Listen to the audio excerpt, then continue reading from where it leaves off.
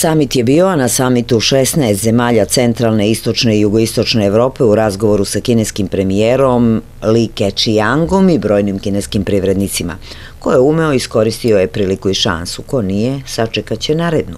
Srbija jeste potpisala 13 važnih ugovora za našu zemlju, a premijer Aleksandar Vučić je kazao da će naša država nastojati da sve potpisano realizuje u narednom periodu i da je ovaj samit od ogromnog značaja za našu zemlju koja želi da preraste u ekonomski stabilnu državu i građanima omogući bolji život.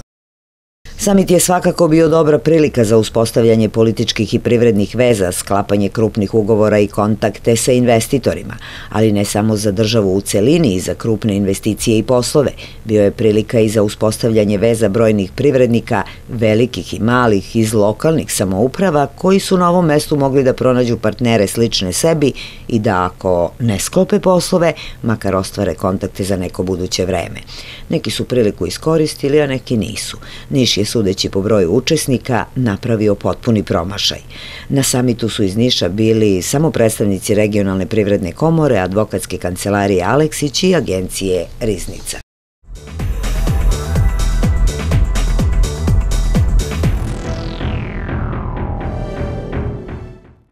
Vi ste, gospodine Aleksiću, jedan od dvojice koji je iz Niša otišao na samit i iskoristio priliku da se tamo nađe.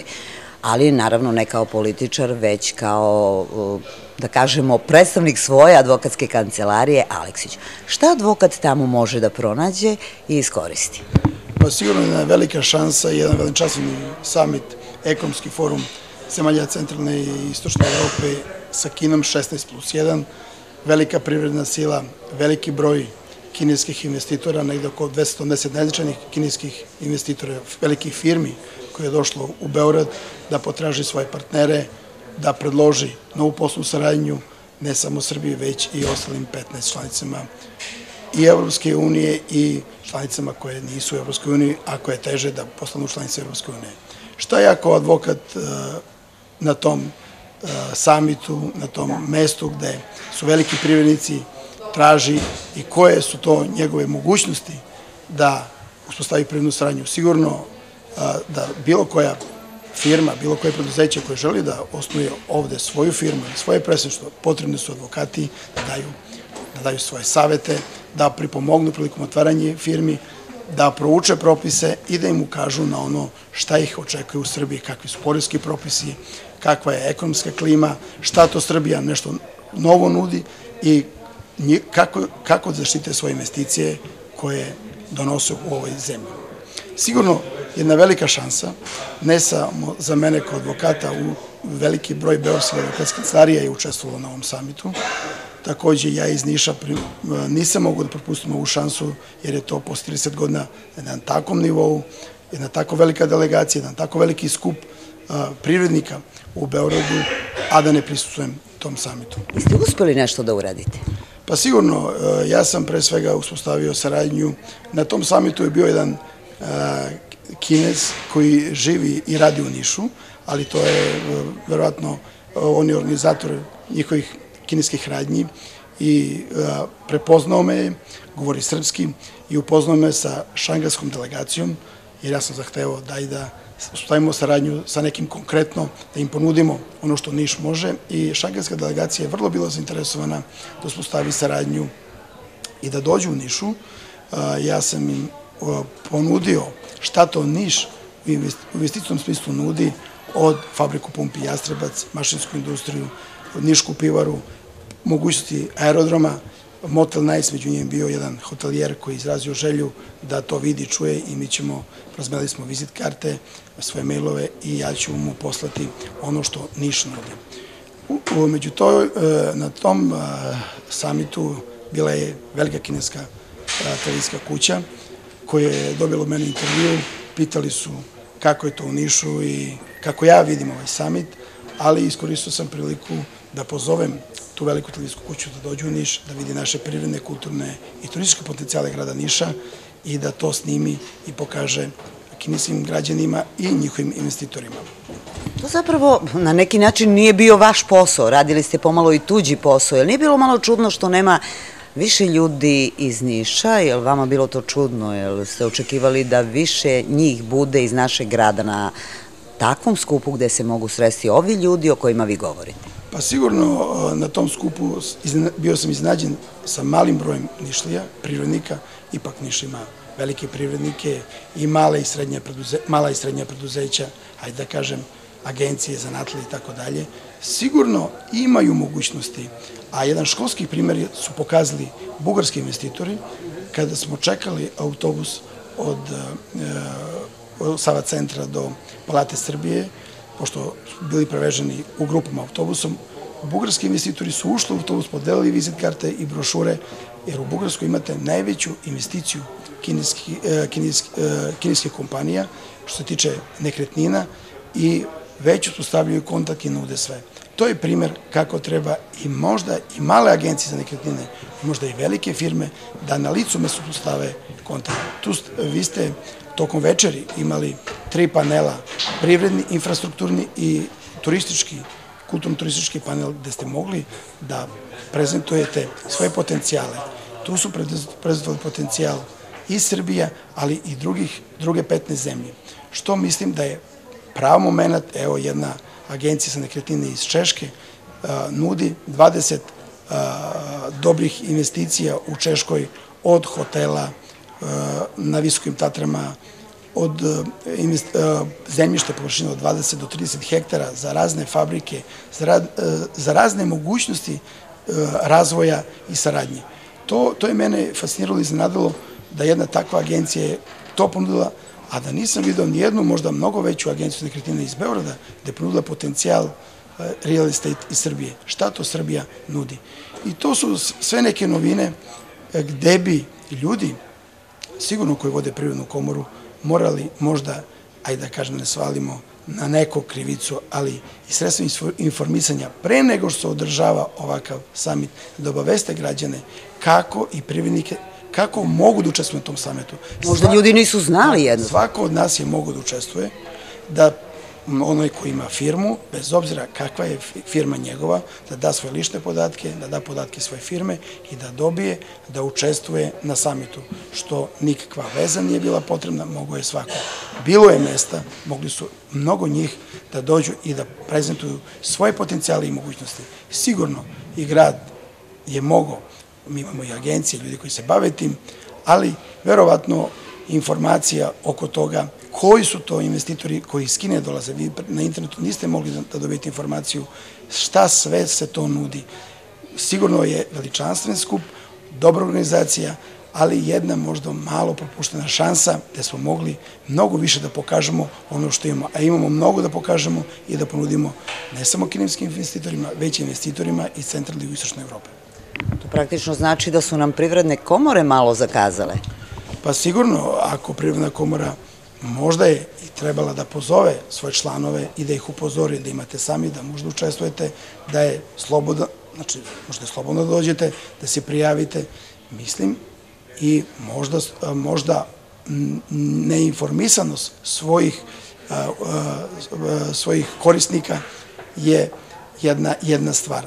Ali ono što sam primetio, informacije, menadžment nam fali,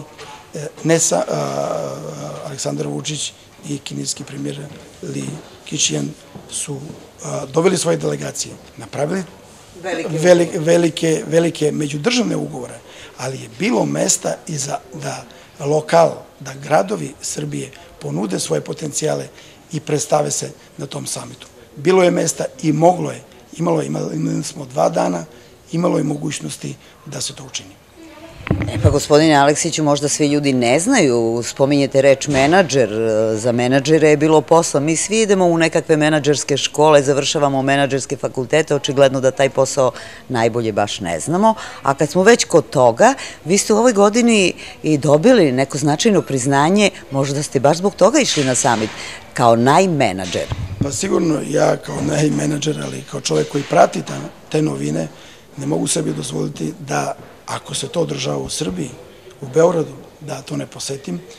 Moja kancelarija je velika, ja imam mlade pripravnike, buduće advokate koji govore jezike i za njih je pravo mesto Znači, onako kako sam ja radio, u budućnosti se ne može raditi i ja moram da prilagodim potrebu da moja kancelarija pruži i takve korporativne usluge, a ne samo kancelarije u Beogradu da to čine i rade, nego da ja usavršim, unapredim i nešto novo što mlade generacije, mladi pripravnici koji perfektno govore engleski jezik, koji govore nemački jezik, koji perfektno rukuju svom tehnikom, kompjuterima, internetom, da im ne pružimo mogućnost da ponudimo svoje usluge, jer je to mesto gde treba ponuditi usluge. Sigurno, svako od nas, svaka firma, svako preduzeće, bez obzira koliko broj radnika zapošljavali, koliko bili veliki, morate da radite na drugačiji način. Ono što ste juče radili, danas ne možete, a sutra nikako na taj isti način, već moramo da pratimo taj svetski trend.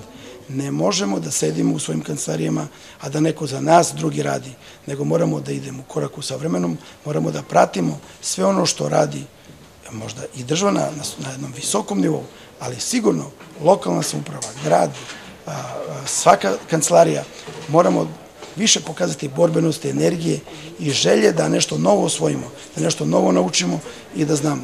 Sigurno to priznanje koje sam dobio meni znači, to je jedan veliki rad koji sam uložio, to je preko 100.000 ljudi koji zastupam što se tiče boraca rata 1900. godine, da sve vi to povežete, veliko moje angažovanje po celoj Srbiji, tribine i tako dalje, zahteva i jedan drugačiji pristup radu.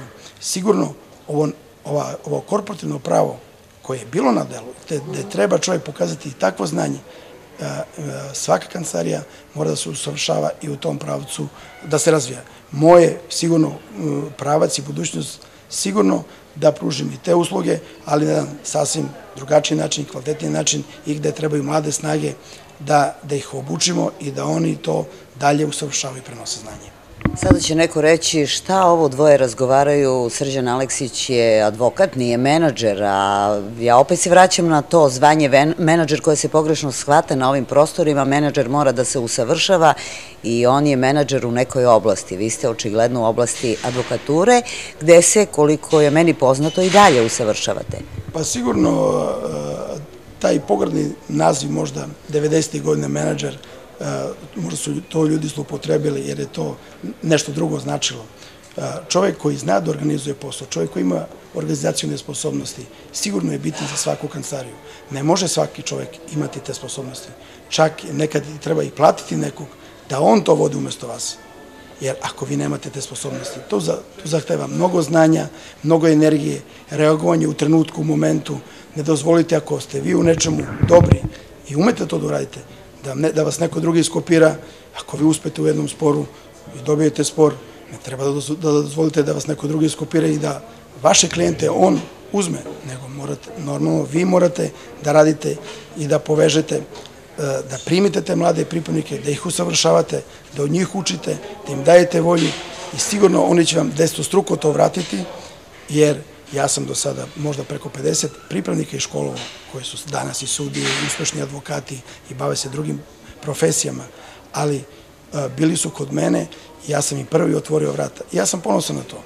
Imate mnoge dobre i kvalitetne advokate, izvanredne advokate, gde nisu uspeli da školuju ni jednog pripravnika. Nisu hteli, nisu možda imali vremena, nisu hteli da posvete pažnju i vreme. Vi morate da prvo date da bi dobili.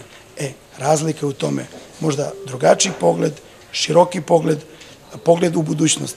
Ne smemo gledati danas šta ćemo da radimo. Moj cilj i moja kancelarija zna šta će raditi za 3 godine, čak i do 5 godina. Šta će to novo nešto biti i gde mi moramo se pripremimo. Ja lično koliko mogu, ali i moji saradnici.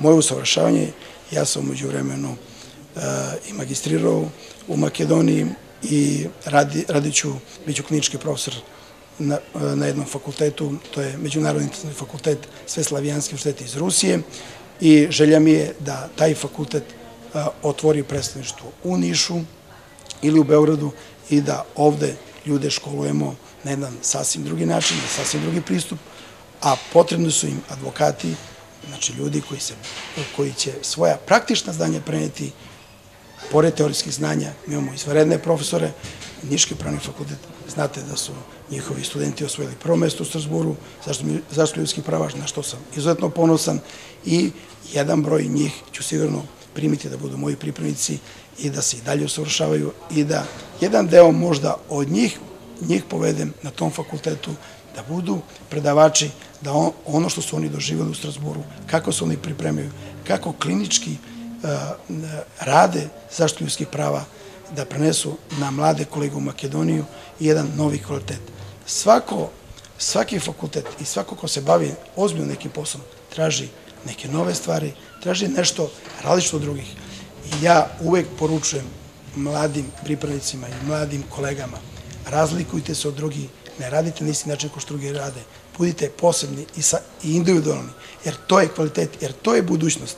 Ne možete vi na isti način da radite kao što je moj stric, pokojni advokat u Kraljevu radio, da je sam bio u kancelariji sa jednom sekretaricom danas. Toliko je vreme dinamično i mi moramo da pratimo to sve. Evo, jedan od pripravnika već mesec dana uči kineski jezik, što je budućnost. Na ovom samitu kineski premijer udvostručuje stipendije za studente da uče kineski jezik. Kineska populacija, njih 100 miliona turista godišnje putuje u svetu, što su zemlje centralne i istočne Evrope to primetile i zahtevaju baram deo da dođe u posetu. Zbog čega taj deo ne bi došao u Beograd, ne bi došao u Niš? Mi moramo da idemo u korak sa vremenom, mi imamo dobre prijateljske i dobre odnose sa Kinom i to moramo da iskoristimo. Ne možemo da se samo pozivamo na Batu Živojinovića, poznati film Valter i na Novaka Đokovića, nego moramo i drugačije, neke nove ljude, nove profesije.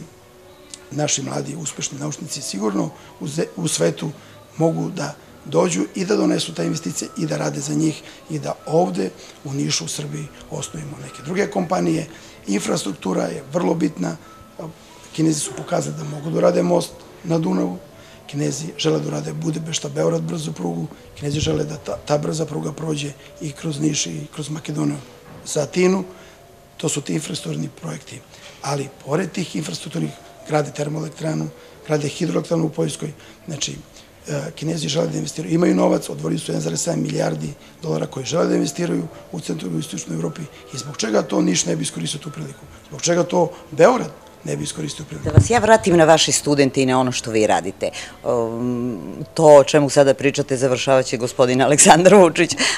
Ali neko Aleksandra Vučića mora da podrže bez obzira na njegove sposobnosti i kvalitete. Pokazao je da ume da organizuje, da napravi, ali mi ostali mora da pratimo ono što je njegova agenda, ono što on planira da radi. Sigurno, mi smo imali ovaj samit, ali evo primjera iz Niša, koliko je nas otišlo. Znači, morao je neko unapred to da pripremi i da bude u koleraciji, da zna šta se to u Beogradu priprema 3 meseca, 4 meseca unapred i da pripremi odavde privrednike i da mi već znamo ko će šta da ponudi. A mi to nismo uradili. Pričali smo o ljudima koji pokušavaju da rade na drugačiji način i rekli ste da učite svoje studente da budu drugojačiji, no oni raniji. Ali poznato je takođe da na ovim našim prostorima svako ko štrči, čim glava viri, odsekuje. Odnosno, uspeh se ne prašta. Još uvek važi ta filozofija. Imate li vi u svojoj praksi takve primere, imate li vi problema? Pa slušajte, ja sam uvek slušam sebe, volim da čujem mišljenje drugih, ali onu svoju ideju sprovodim do kraja. Sigurno da svako od nas ko ima ideju, ko želi da razmišlja na svoj način, biti samo svoj je teško u nekoj grupi, u masi, ali sigurno ljudi to znaju da cene i da poštuju. Problema nemam. Sigurno možda se ne uklapam u klišeje koji možda zahtevaju neki, ali moji su stavovi takvi, moja ličnost takva. Ja sam taj uvek koji nešto novo radi, nešto novo čini, koji voli da vodi, a ne da ga neko vodi. Advokatura ili politika, šta je bolje? Pa sigurno advokatura je bolje, sigurno advokatura prolazi kroz jedan težak period, ovo što se dešava zadnjih 3 meseca i sigurno treba da se to podhitno reši taj problem koji je izašao van kontrole, verovatno uz neke stvari se sada menjaju, peglaju i to će sigurno ispraviti se te greške na koje su advokati ukazali. Politika ima sasvim druge kvalitete i druge vrednosti, ali ja mislim i advokatura i politika je isto zahteva čoveka koji želi da radi, koji želi da razmišlja svojim glavom, koji ima samo inicijativu, koji ne traže da ga neko drugi tera da nešto radi. Izvinite, ako vi očekujete da vas neko natera da nešto radite, od tog posla nema ništa. Moja baba uvek govorila, znači morate sami da sam nešto želite i da volite. Ja sam uvek bio predvodnik u nekim stvarima i nisam do sada imao nikakvih problema. Jeste, malo je moj advokatski posao i moji klijenti su ipak običan svet, narod koji ima problema, koji se nekad žali i na državu i na administraciju. Evo, imali smo to u Strasburu, sasvim normalno, i ja im kažem, država ima svog tužioca, država ima svog pravobranioca, a narod ima svog advokata. I u svim sistemima advokati nisu baš bili omiljeni, jer su oni zadnja institucija i zadnji ti ljudi gde je čovek koji je obespravljen, koji smatra da mu je neko pravo povređeno, može se obrati. Ja tako ne gledam, ja gledam pravo i pravda je ispred svega, a politika je tu. Dokle, koliko, kako, to će da odluče građani. Grupa nas koja smo sada, koja verovatno nikad ne mogu da svi budu u saglasju, ali verovatno glasači su ti na nekim izborima koji kažu ko može i koliko može. I to nije nikakav problem da čovek uvek krene sam i u borbu, jer svi smo mi sami prvo sa sobom i ako imamo ideju, tu ideju ćemo da ostvarimo. Ja bih, ako mogu na kraju nešto da primetim, posmatrajući vas kao političara i advokata, na ovim našim prostorima obično ljudi kad počnu da se bave politikom, pa im nešto politika ide, onda oni zanemare u potpunosti osnovno zanimanje, pa ponekad mu se uopšte ne vrate. Postane im sporedno zanimanje. A kod vas imam utisak da je vama politika sporedno zanimanje. Pa dobro, politika, trenutno bavim se politikom ono koliko mogu, koliko imam prostora, ali ne znači da to možda bude i malo možda i jače, malo i više, sve zavisi od mnogih faktora. Ako ste u nekoj političkoj partiji, sve zavisi kako vas vide, onaj ko gleda, koliko vam daju mogućnosti i prostora. Ali uvek imate mogućnosti da sam krenete, da se sami probijete i da sami napravite sve u životu. Ja sam uvek za varijantu da sam napravim sve u životu i ne očekujem od nikoga, ne treba mi ničiji kaput, dovoljno je moj veliki da ga ja nosim i ja uvek sam spreman da krenem iz početka sam, kao što sam uvek. Ja sam došao iz jedne male sredine, došao sam ovde, ja sam zahvalan Nišu, jer u Nišu sam ostvario sve svoje snove i više nego što sam sanjao. I mislim, politika bi trebala da se odužite svom gradu, da date neki kvalitet koji je malo se razlikuje od profesionalnog kvaliteta. Vi činite nešto za svoje građane, za svoj grad, radite koliko bi maksimalno treba da radite i da date nešto to što znate. Koliko je neko izvukao, moja politička partija ili grad na kojoj sam funkciji izvukao, moje kvalitete i moje sposobnosti, sve zavisi od drugih, neko ko je možda iznad mene, ko vidi moj rad, koliko je kvaliteta i koliko je posto materijala mogu da izvuče, koliko ja mogu to da dam. Ne znam da li sam dao maksimum, sigurno nisam dao maksimum, ali tu sam dalje da radim i spreman sam da uvek krenem iz početka.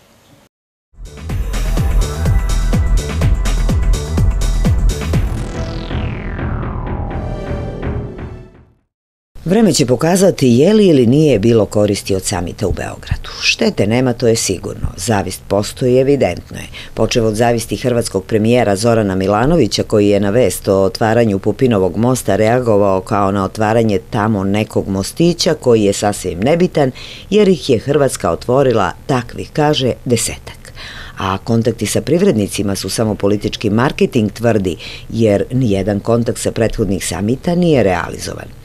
Sve to opet na drugojačiji način gleda na ovaj skup. Neki mediji podrugljivo pišu da liči na skupove iz doba Josipa Broza Tita, a pojedini zaključuju da su srpski domaćini zajedno sa premijerom Aleksandrom Vučićem na čelu prostrli uvaženom gostu crveni tepih i ne samo to, Li Keqiang je otvorio most na Dunavu i postao počasni građanin Beograda.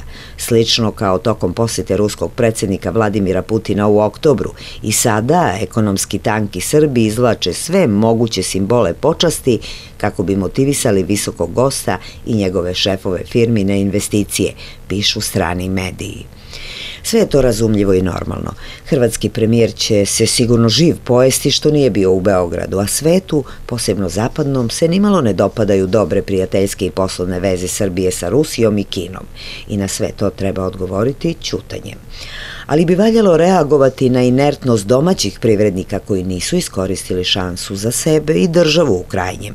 Kakva god ta šansa bila, neka je i mala, pa neka je i korist sitna, ali je korist koja doprinosi napretku svih kako ne bismo i sutra i preko sutra i svih narednih godina samo kukali nad svojom sudbinom i čekali da nam neko drugi donese boljitak i bolji život. Kao što je recimo u ovom trenutku slučajno Aleksandar Vučić. Od njega, kao što smo uostalom i od svih čekamo da ispravi sve krive drine, obezbedi nam bolji život i napuni džepove, jer u protivnom mi možemo da izađemo na ulicu pa da ga smenimo, a onda da čekamo to isto od nekog drugog. Pojedinac je bitan. Može on da se zove Srđan Aleksić ili nekako drugojačije, ali je pojedinac koji nešto čini.